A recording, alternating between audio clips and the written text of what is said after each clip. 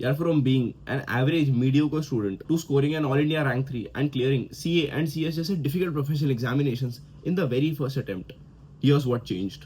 यार बो बीज बबूल का तो आम उबा के हुए। अगर आपकी प्रिपरेशन स्ट्रैटेजीज ही इनफेक्टिव है, आपका रिजल्ट पॉजिटिव हो ही नहीं सकता। तो चलो यार बात करते हैं 3 preparation tips that completely changed my game. So hello everyone, welcome back to my channel. My name is Jash Keswani. Professionally, I cleared CA and CS both at the age of 21, and by grace of God, I happened to clear with an All India rank 3. And here in my journey from being an average student to being an All India ranker, अगर ये कोई 3 preparation tips मुझे कोई starting में बता देता, ये मेरा बहुत सारा ट्रॉमा एंड बहुत सारा टाइम एफर्ट एनर्जी बचा देते। एंड यार वीडियो के एंड में बोनस टिप भी शेयर करूंगा। So without any further do let's get started. Tip number 1, a very underrated tip with overrated results. Your institute का study material is your Gita. Institute का study material, RTPs, MTPs, modules, जितने भी हमारे practice questions होते हैं, जितना भी अपना पीवाईक्यूज होते हैं, वो रद्दी का कागज नहीं है। I see a lot of students making this mistake कि वो अपने फैकल्टी नोट्स को प्रायोरिटी देते हैं ओवर द इंस्टीट्यूट का study material. The simple reasons being कि यार फैकल्टी नोट्स में लैंग्वेज ईजी होती है। फैकल्टी नोट्स 500-600 पेज के होते हैं, लेकिन हमारे मॉड्यूल्स कितने 1000-1200 पेज के होते हैं। लेकिन यार वहां पर I ask one simple question, कहाँ गया वो 50% कंटेंट? जब मॉड्यूल में एक सब्जेक्ट 1000 से 1200 पेज तक खिंचता है, कैसे आपके फैकल्टीज ने उसी कंटेंट को 500 पेज में समेट के रख दिया? अजी खा गए आपके फैकल्टीज वो बचा हुआ 50% कंटेंट। लेकिन क्या इसका मतलब ये है वो एग्जाम में आने भी नहीं वाला? अरे बिल्कुल आ सकता है। Studying from the source document is very very very important, not only because ये चीज आपको कॉन्सेप्चुअल क्लैरिटी देगी, आपका कंप्लीट कवरेज में आपको बहुत हेल्प करने वाली है, बट ऑल्सो बिकॉज इंस्टीट्यूट की language is of utmost importance. Examiners के पास जो suggested answers होते हैं, they are from institute material itself. So always give a very high priority to institute के modules, study mats, practice manuals, PYQs, RTPs, MTPs, every single thing.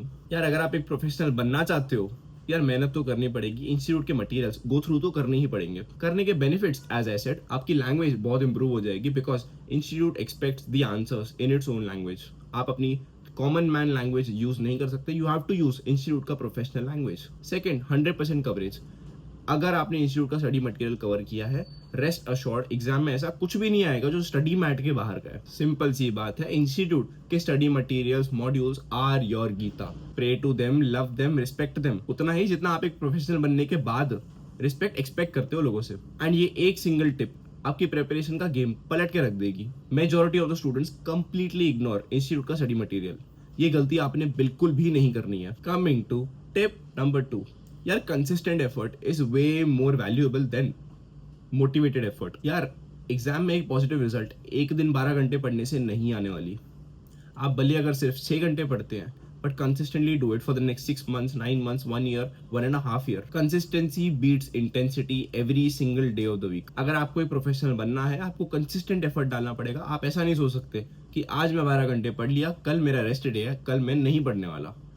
That is unfortunately not how things work in CA, CS, CMA जैसे professional examinations. भले आप सिर्फ 6 से 8 घंटे पढ़े, you have to do it for the rest of your duration. You have to do it for the rest of your professional journey. There is absolutely no escape.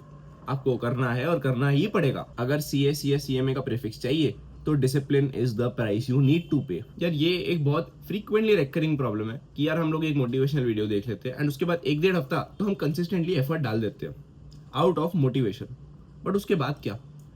When motivation fades, discipline stays. अगर आज आप खुद के ही commitments को पूरा नहीं कर पा रहे हैं, हाउ डू यू एक्सपेक्ट कि आप एक प्रोफेशनल बनने के बाद अपने क्लाइंट्स की कमिटमेंट्स को पूरा करेंगे? If today you do not even respect your own words, how do you expect a client on a future date to respect your word? जब आज आप खुद के ही वर्ड्स को रिस्पेक्ट नहीं दे रहे हैं, तो आप एक क्लाइंट से कैसे एक्सपेक्ट कर रहे हैं कि आगे जाकर जब आपको अपनी मोटी सी फीस देगा तो आपके वर्ड पे, आपकी कमिटमेंट्स पे रिस्पेक्ट करेगा? यार I say this very often, CA, CS and CMA are like test cricket. It does not matter कि आप शॉर्ट रन में स्प्रिंट्स कितने ले सकते हैं। आपको 6 बॉल पे 6 छक्के नहीं मारने हैं। यहाँ पर आपको बस क्रीज पे टिके रहना है, डिसिप्लिन के साथ, कंसिस्टेंसी के साथ, बस डॉट पे डॉट खेलते रहना है, क्रीज पे डटे रहना है। कुछ दिन अच्छे होंगे, कुछ दिन बुरे होंगे, कुछ दिन बहुत अच्छे होंगे, कुछ दिन बहुत ही बुरे होंगे। You just have to stand, you just have to stand in the way and you just have to stand at the crease. You do not have to give up. यार I hate giving this example. But I know countless super intelligent students who could not clear CA, CS, CMA even in their 4th, 5th, 6th or 7th attempt. But uska vice versa is very true. I've seen average student, I've seen below average students जो consistency and discipline के साथ पढ़ के कई बार ranks के साथ साथ first attempt में इन कोर्सेज को क्लियर कर लेते हैं. So if you are intelligent that's an add on, but if you want to become a CA, CS, CMA you need to have discipline. Discipline is the way of the journey. Now coming to tip number 3, revise the content, do not revisit it. यार काफी सारे बच्चे मुझे गलती करते हुए दिखते हैं. यार वो बैठते तो किसी सब्जेक्ट का रिवीजन करने हैं, लेकिन करते क्या है, वो बस मॉड्यूल खोलते हैं, अपने नोट्स खोलते हैं, उसको पढ़ते रहते हैं. They just read it, they do not revise it. यार देखो आपका ब्रेन ना 2 पार्ट्स में डिवाइडेड है, left part and right one. Left part is related to logic and the right one is related to creativity. यार जब आप एक पीस ऑफ इन्फॉर्मेशन रीड कर रहे हो, यार you are not even engaging your brain. लेकिन एग्जाम में we need logic, we need the left part of our brain. लेकिन are we training it enough? क्या हम उसको sufficient practice दे रहे हैं कि जब एग्जाम में बैठ के हम कॉन्सेप्ट्स को रिकॉल करने की कोशिश करेंगे, हमें इफेक्टिवली कॉन्सेप्ट रिकॉल होंगे? नहीं, बिकॉज हमने अपने ब्रेन को रीडिंग की हैबिट डाली है, एक्टिव रिकॉल की हैबिट नहीं डाली है. यार अगर active recall and revision strategies के ऊपर वीडियो चाहिए, let me know in the comment section and for sure I will deliver. Back to the video. जब हम अपने ब्रेन को हैबिट ही डाल रहे हैं कि हमें कंटेंट को सिर्फ रीड कर रहे हैं, we are not training our mental faculties to recall that concept. आप एग्जाम में बैठ के जब वो कॉन्सेप्ट को रिकॉल करने की कोशिश करते हो, आप कई बार फंबल कर देते हो. And this is the biggest concern that I get कि भैया हमको कंटेंट आता है, हमने क्वेश्चंस भी प्रैक्टिस किए, लेकिन एग्जाम में बैठ के हम ब्लैंक हो गए. This is exactly what is suppose to happen. आप एग्जाम में बैठ के जब रिकॉल नहीं कर पा रहे हो, इट इज कंप्लीटली बिकॉज जब एग्जाम के पहले आप जब प्रेपरेशन कर रहे थे, आपने अपने माइंड को हैबिट ही नहीं डाली रिकॉल करने की. चलो भैया गलती तो बता दी, सोल्यूशन बता दो. Very simple. जब आप एक पीस ऑफ कंटेंट पढ़ते हो फॉर द फर्स्ट टाइम, सबसे पहला स्टेप इज कॉन्सेप्चुअल क्लैरिटी. पहले भी very very conceptually clear. Second, उस किताब को करो बंद एंड जितने भी पॉइंट्स आपको याद आते हैं किसी ब्लैंक पीस ऑफ पेपर पे लिखते जाओ. जितने भी पॉइंट्स, सब पॉइंट्स या सब पॉइंट्स आप मिस आउट कर रहे हो, काइंडली मार्क देम, क्योंकि यही पॉइंट्स है जो आप भूल रहे हैं एंड एग्जामिनेशन में भी यही पॉइंट्स है जो आप भूलने वाले हैं. एंड फिर तो सिंपल है, उन पॉइंट्स के ऊपर करना है बहुत सारा फोकस एंड बार बार अपने माइंड को उन कॉन्सेप्ट्स को रिकॉल करने की हैबिट डाल देनी है. तो चलो यार एक शॉर्ट सी समरी करवा देता हूँ. 1, इंस्टीट्यूट का study material is your Gita. यार आपका ज्ञान भंडार, आपका प्रभु दर्शन, आपका पितृ दर्शन, सब कुछ आपका इंस्टीट्यूट का स्टडी मटेरियल ही है. Second, consistency is the name of the game. आप एक हफ्ता 12-12 घंटे पढ़ के इस एग्जामिनेशन को अनफॉर्चुनेटली नहीं क्लियर कर सकते हो, नो मैटर आप कितने भी इंटेलिजेंट हो. थर्ड, जब आप रिवाइज करने बैठे हो, do not revisit the concept, revise them effectively. And यार चलो अभी आते हैं बोनस टिप के ऊपर. यार I have seen countless very talented students flunk in these examinations just because वो कुछ लास्ट मंथ का स्ट्रेस हैंडल नहीं कर पाए.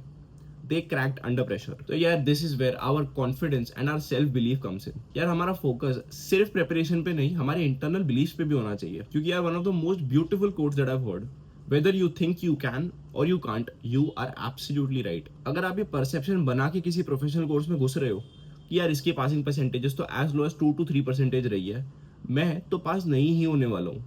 अगर आप पास होने वाले भी रहेंगे तो भी आप नहीं ही होंगे. Your perception matters, your mindset matters, your thinking matters. So make sure it is a positive one. So यार make sure your belief is an uplifting one. And कैसे होगा ये self belief create? यार mock test दो, भर के mock test दो.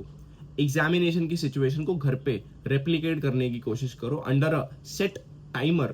Write entire syllabus के mock test papers. उसी intent, उसी ही mindset and उसी ही level of preparation के साथ एज इफ आप फाइनल एग्जाम लिखने जा रहे हैं. This will build your confidence. आपको पता चलेगा कि आप पेपर कंप्लीट 3 आवर्स के अंदर कर पा रहे हैं या नहीं.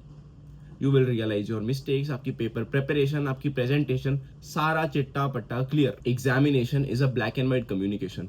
एग्जामिनर नहीं जानता है आप कौन है, कहाँ से आते हैं, आप मेल है या फीमेल है. एग्जामिनर को कोई फर्क नहीं पड़ता है. They are not paid enough to read your entire answer sheets. अपनी पेपर प्रेजेंटेशन के ऊपर, अपने कॉन्फिडेंस के ऊपर, अपने सेल्फ बिलीफ के ऊपर काम करना is a very important factor that helped me through out my professional journey. And ये एक ऐसी कुछ पॉइंट्स है यार जिसके ऊपर जनरली कोई भी बातें नहीं करता है कि हम paper presentation, preparation, strategies, tips, efficiency, effectiveness, सारी बातों के बारे में हम लोग बहुत सारा रिसर्च करते हैं। लेकिन ये एक ऐसा अंडररेटेड टिप है जो आपको ओवररेटेड रिजल्ट्स फॉर श्योर देने वाले हैं। Your self believe, the way you think for your self, your positive thinking does absolutely make a difference. तो यार सिंपल सी बात है, फोकस ओनली ऑन इंस्टीट्यूट का study material, consistency is the name of the game, and third, जब revision करने बैठे हो revision करो, रिकलेक्शन या रीडिंग मत करो। तो yes guys, this is it from my and for the day. Video अगर पसंद आया हो, एक लाइक करना है, एक प्यारा सा कमेंट करना ना भूलियो, एंड अगर दिल से पसंद आया हो अपने किसी एस्पिरेंट फ्रेंड के साथ शेयर करना भी ना भूलियो। Tax and accounts and FM के व्हाट्सएप ग्रुप की link will be in the description. अगर आप मेरी प्रोफेशनल जर्नी जानने में इंटरेस्टेड हो तो ये video is made for you. तो यार मैं मिलता हूँ आपसे अगले वीडियो में, तब तक के लिए keep learning, keep growing, keep upgrading yourself and give your absolute best all the time. Thank you so very much for watching.